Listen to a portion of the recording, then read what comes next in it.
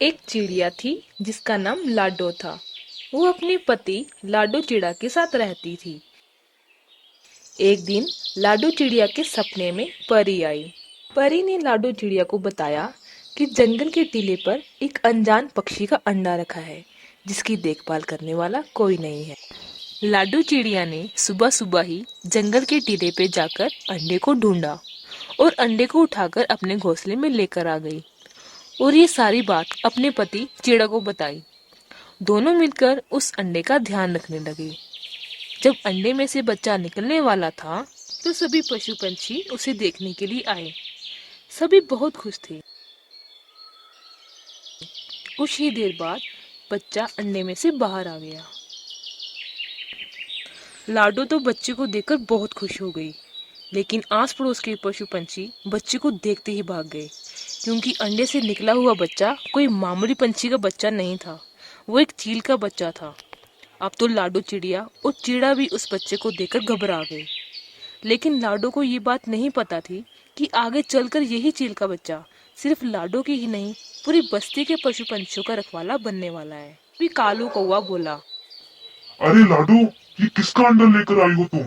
ये तो चील का बच्चा है। आगे चलकर ये हमारे लिए मुसीबत बन सकता है।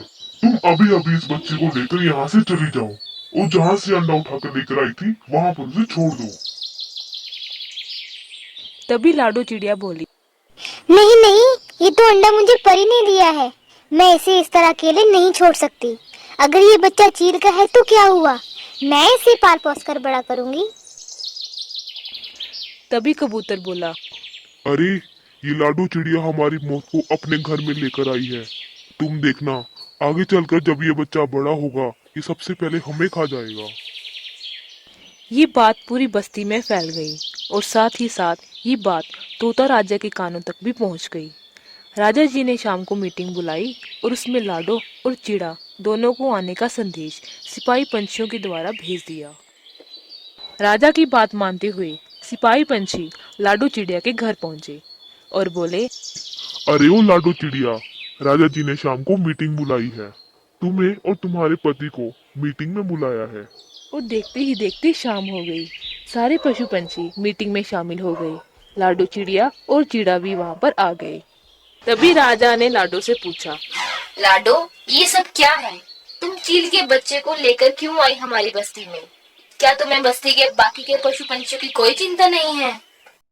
तभी लाडो चिड़िया बोली, नहीं नहीं राजा जी, ऐसी बात नहीं है। मेरे सपने में परी आई थी, उसी ने मुझे इस अंडे के बारे में बताया था।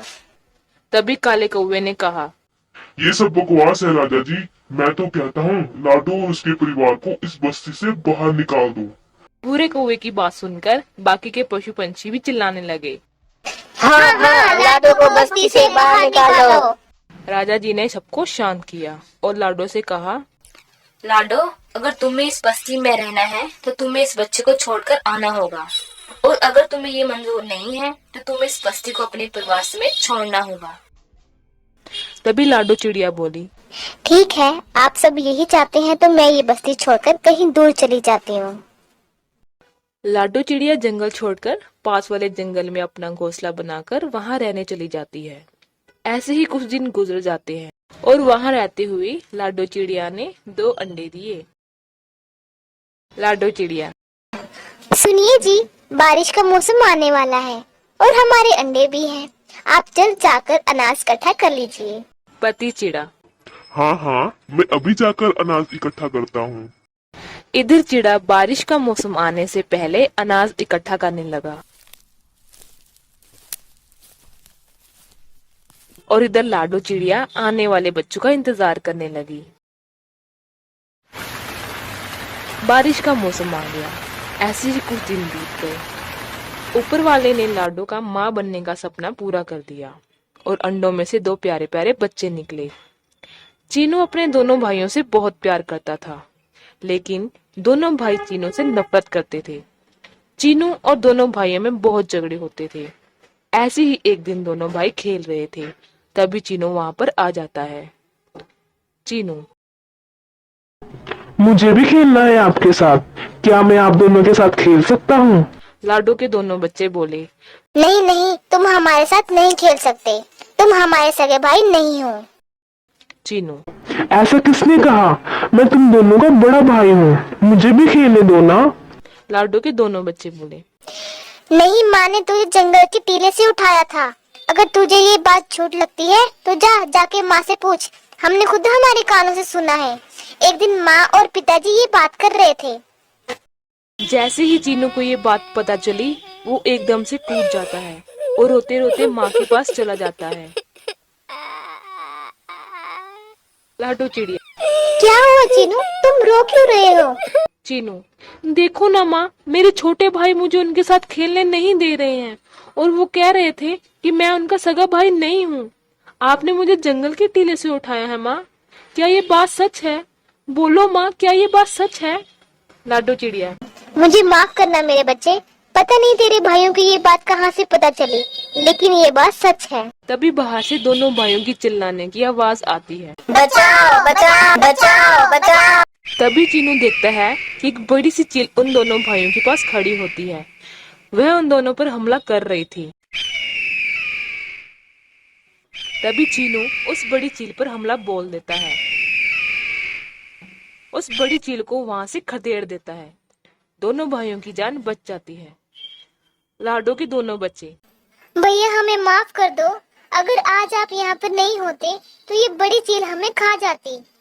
दोनों भाइयों को अपनी गलती का एहसास हो जाता है और दोनों चीनू के गले लग जाते हैं।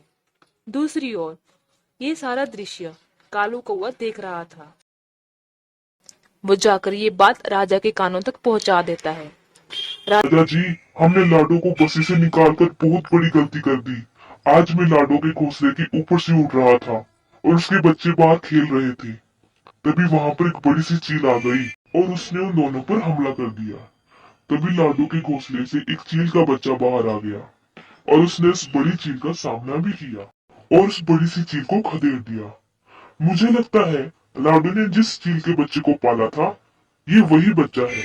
हमें लाडो को वापस बुला लेना चाहिए, उसके साथ साथ उसके पूरे परिवार को भी, क्योंकि आए दिन नागराज और बाकी ये बुरे पंछी हमारी बस्ती पर हमला कर रहे हैं।